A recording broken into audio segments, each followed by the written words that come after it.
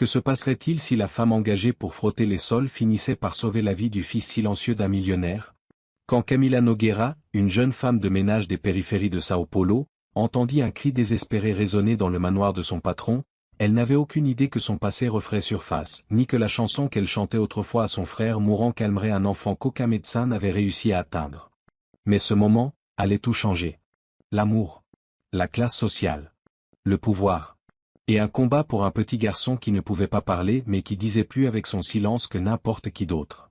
Restez jusqu'à la fin car cette histoire vous brisera le cœur, puis le guérira. Merci de nous dire de quel endroit du monde vous nous écoutez, et n'oubliez pas de vous abonner à notre chaîne. Un cri aigu, désespéré, déchira les couloirs de marbre du manoir Montero. Ce n'était pas un son qu'on pouvait ignorer, c'était le genre de cri qui serre le cœur. Camila Nogueira se figea en plein mouvement, un chiffon tremblant dans la main. Elle était à genoux, en train de frotter le sol poli du salon. Le cri retentit de nouveau venant de l'étage. Sans réfléchir, Camila laissa tomber le chiffon et se précipita dans l'escalier principal, 2 marches à la fois. Sa poitrine se soulevait lorsqu'elle atteignit le couloir. Une porte était grande ouverte et ce qu'elle vit à l'intérieur lui brisa le cœur. Un petit garçon, âgé de 5 ans à peine, était assis par terre, se cognant la tête contre le mur. Ses petites mains étaient plaquées sur ses oreilles, ses yeux fermés, des larmes coulant sur son visage rouge et fiévreux. Encore et encore, il frappait sa tête, perdu dans une tempête de douleur qu'il ne pouvait pas exprimer. La gorge de Camila se serra. Elle connaissait ce son. Ce genre de panique. Elle l'avait déjà vécu. Elle s'accroupit lentement, restant basse, faisant attention à ne pas l'effrayer. Elle ne le toucha pas. Elle s'assit simplement à proximité, et commença à fredonner. Sa voix était douce, presque un murmure, une vieille berceuse que sa grand-mère chantait autrefois. La même qu'elle utilisait pour calmer son jeune frère, Androsino, lorsque lui aussi avait ses crises. Le corps du garçon se tendit d'abord, mais ensuite il cessa de se cogner. Sa respiration ralentit. Il relâcha un peu ses oreilles. Camila continua de chanter, patiente, stable, douce comme une prière. Bientôt, le petit garçon fut immobile. Puis une voix d'homme retentit derrière elle. « Qu'est-ce que vous faites » Camila se retourna.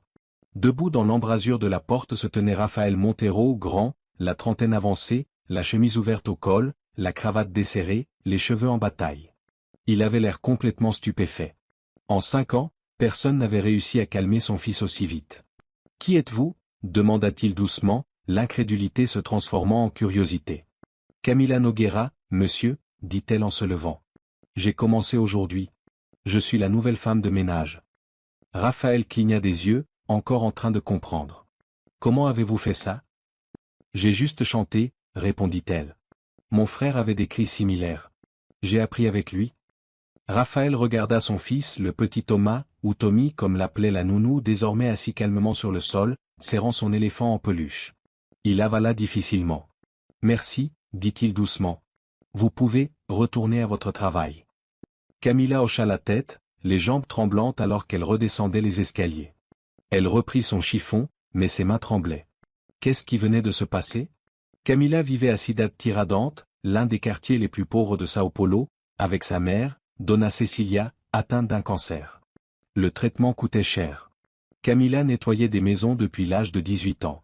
À 26 ans aujourd'hui, elle était épuisée, mais reconnaissante pour l'emploi chez les Montero, cela payait 200 reais de plus que son précédent travail. Ce n'était pas grand-chose, mais chaque centime comptait. Alors qu'elle frottait le sol, son esprit dériva vers Androsino, son petit frère décédé 5 ans plus tôt d'une pneumonie. Lui aussi était autiste brillant, magnifique, et incompris. Elle rêvait encore de lui parfois, le calmant en chantant quand personne d'autre n'y arrivait. Ce soir-là, Raphaël, seul dans son bureau, ne pouvait pas oublier ce qu'il avait vu. Pendant 5 ans, des thérapeutes, des médecins et des spécialistes avaient tout essayé avec Tommy. Rien n'avait fonctionné. Et pourtant, la berceuse d'une inconnue avait apaisé une tempête en quelques secondes. Les jours suivants, Camila travaillait en silence, fredonnant en nettoyant. Elle ne voulait pas chanter à voix haute, c'était juste une habitude. Mais ce ne passa pas inaperçu. Le 2e jour, Tommy apparut dans l'embrasure de la porte pendant qu'elle passait la serpillière. Il ne parla pas. Il regarda seulement. Camila ne s'arrêta pas. Elle continua de chanter doucement.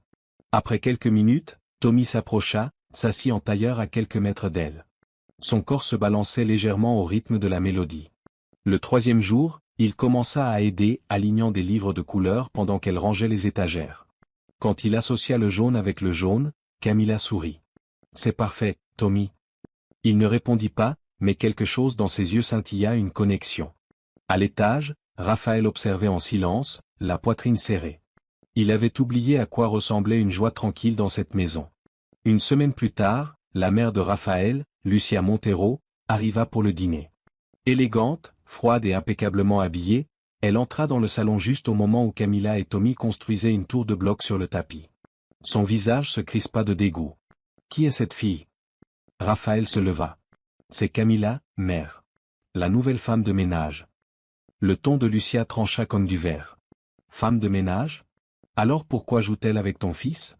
C'est le rôle du thérapeute. » Camilla garda la tête baissée, continuant à construire doucement à côté de Tommy. « Maman, » dit Raphaël, elle l'aide. Il lui fait confiance. Ridicule. Depuis quand une femme de ménage s'occupe d'un enfant ayant des besoins particuliers ? Camilla mordit sa lèvre, retint ses larmes et sortit discrètement de la pièce. Ce soir-là, dans la cuisine, les larmes finirent par couler. Mais alors une petite main glissa dans la sienne. C'était Tommy. Il lui tendit une feuille pliée, un cœur rouge, de travers, qu'il avait dessiné lui-même. Camilla le serra contre sa poitrine et pleura encore plus fort. Raphaël observa depuis la porte. La honte le submergea comme une vague. Il aurait dû la défendre.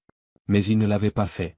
Pendant ce temps, à l'autre bout de Sao Paulo, dans un petit appartement à Moma, Bianca Vasconcelos fixait la couverture d'un magazine, Raphaël Montero souriant à côté du titre. Le magnate des applications santé conclut un contrat de 50 millions de reais. Sa propre vie était en ruine, dettes, aucun contrat de mannequinat, loyer en retard.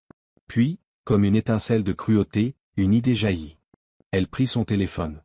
DRA. Patricia Moura ? C'est Bianca. Je veux demander la garde de mon fils. Bianca retourna au manoir quelques semaines plus tard, vêtue de vêtements de luxe qu'elle pouvait à peine payer. Quand Camilla ouvrit la porte, Bianca eut un rictus méprisant. Tu dois être la femme de ménage. Va chercher Raphaël. Camilla l'appela, et lorsqu'il descendit, son visage se décomposa. Bianca. Elle sourit comme une lame. Je suis ici pour Tommy. Tu l'as abandonné pendant 2 ans. J'étais malade. Dépression. Je vais mieux maintenant. Mais lorsqu'elle leva les yeux vers l'escalier et vit Camilla tenant la main de Tommy, son regard devint glacial. Et qui est-ce avec mon fils ? Elle travaille ici, dit Raphaël. Travaille ? Où habite ? La voix de Bianca dégoulinait de venin. Avant de partir, elle murmura. On se voit au tribunal. Le tribunal accorda un droit de visite temporaire. Ce vendredi, Bianca arriva pour récupérer Tommy. Il s'agrippa au cou de Raphaël, terrifié. Camilla s'accroupit à côté de lui, les yeux brillants. « Ça va aller, mon chéri.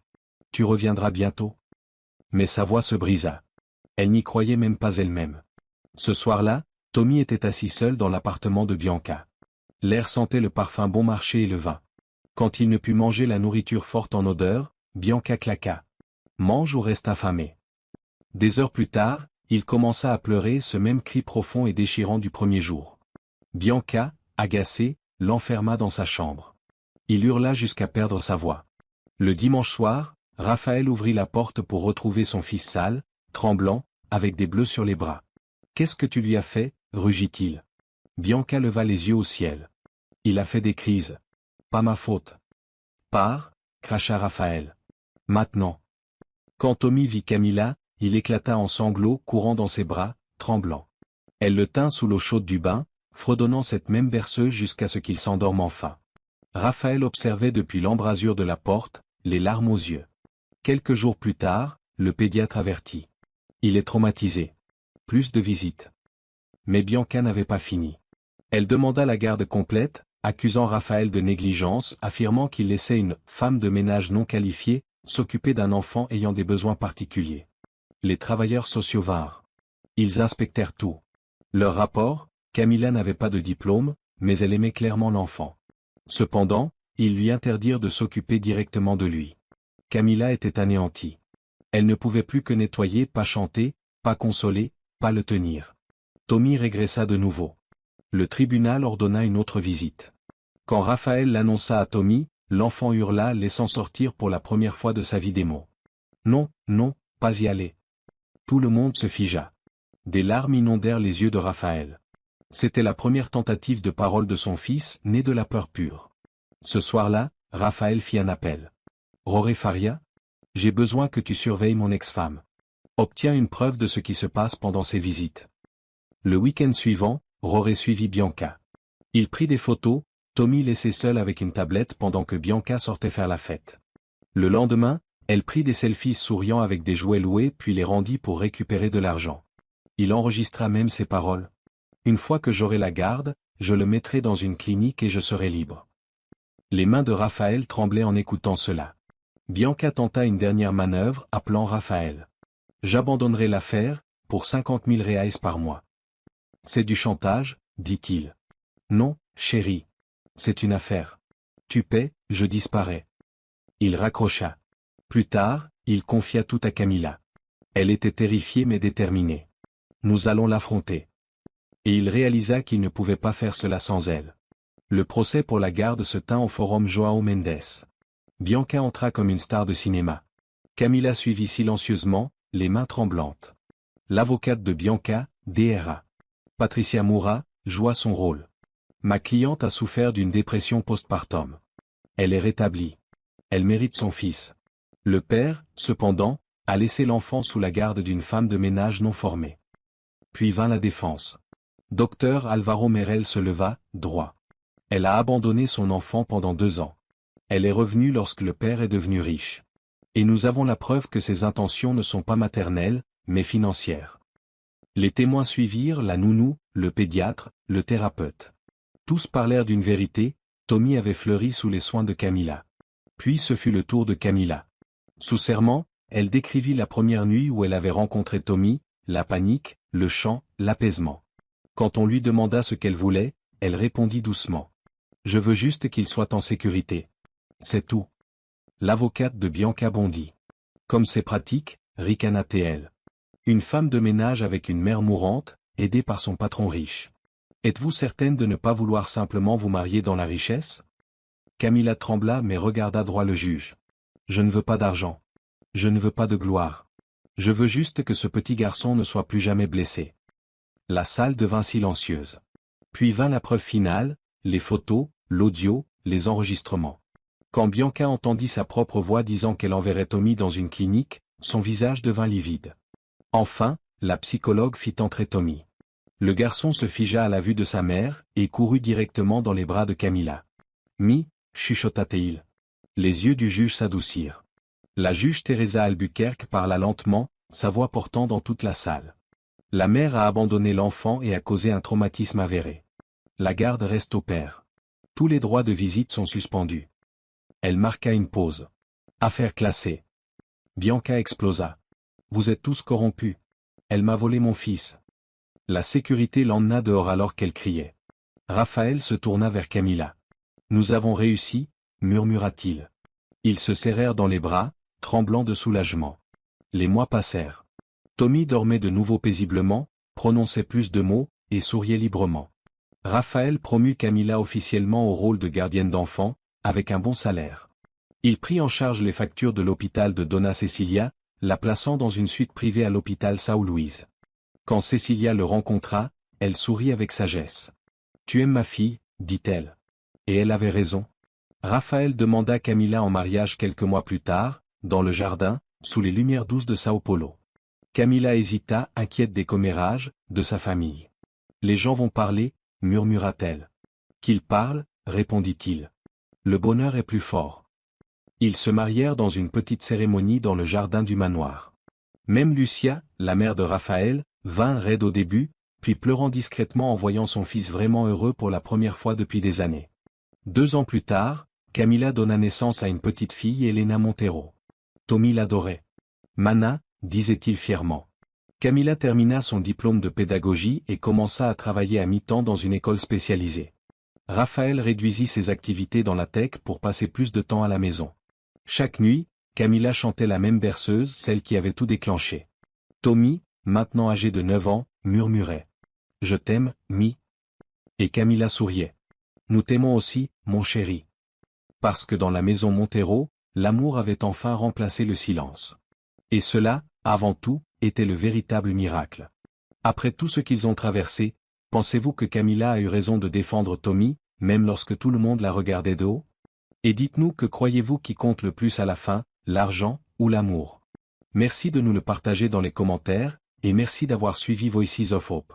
N'oubliez pas de vous abonner à notre chaîne.